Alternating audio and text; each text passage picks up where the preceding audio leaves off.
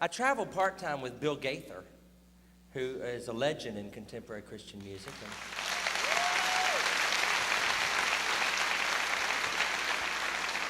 And he's written so many great songs in the church, like The King is Coming and Because He Lives and He Touched Me and so many wonderful songs. And he asked me about, 1988, he called me and asked me if I would like to join the vocal band. I didn't even know Bill Gaither.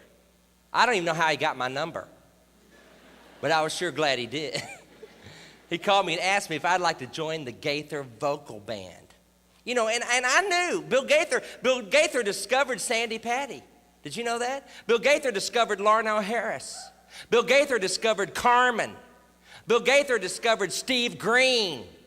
Bill Gaither discovered George Beverly Shea. I mean, the list goes on and on. He asked me if I'd like to join the Gaither vocal band. I said, does Billy Graham have a quiet time? You bet your sweet bippy. And I didn't tell him that I can't read music. I didn't think that was the time to bring that up. And I didn't tell him that I'd never sung baritone before. I didn't want to bring that up either. But I went and auditioned. And he asked me if I'd like to join the group. And come to find out, you know what Bill Gaither does? He discovers your hidden talent. He does. Like when he found Sandy Patty, she was a bass.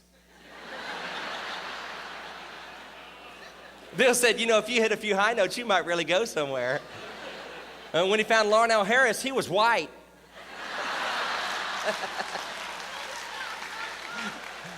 When Bill found me, I was hyperactive. Even Bill can't change everybody.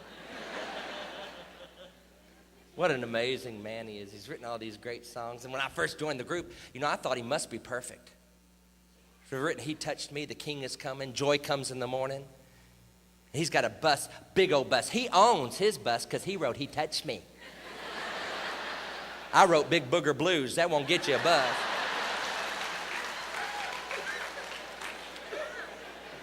No, I didn't really write Big Booger Blues, but I would have if I'd have thought of it. But he's got a great bus. In the back of his bus, he's got a bedroom where he and Gloria sleep. While the rest of us are in bunks piled on top of each other, they've got a bedroom because he wrote He Touched Me. And they got two beds back there, kind of a Ricky and Lucy thing going on, if you ask me.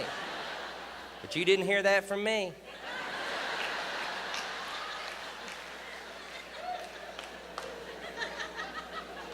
And one of those first trips when I started traveling with him, I'd catch myself sometimes just staring at him, thinking, this is the guy who wrote He Touched Me. And one time he said I could sleep back there in the other bed because Gloria wasn't going with us. It was just the Gaither vocal band. It wasn't the trio. It was just the vocal band. He said that I could sleep back there in that other bed. So I was in one bed and he was in the other bed. And that's the way we like it.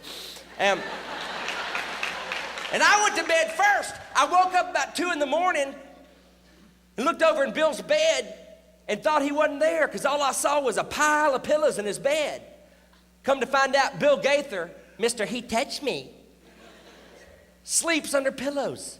He doesn't sleep under blankets like a normal person. He roots like a dog under a pile of pillows. I knew he was under there because I saw his nose peeking up through those pillows. Actually, it wasn't peeking. It was standing boldly, proudly. And I started staring at his nose thinking, that is Bill Gaither's nose. While I was staring at his nose, I found out he ain't perfect. He snores. Started off sort of like a pig digging for roots.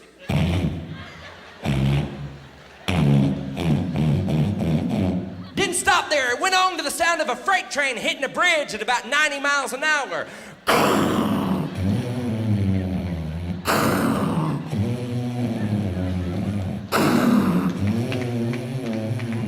Didn't stop there. Went on to the sound of a 747 trying to find a seat at the Crystal Cathedral from 30,000 feet.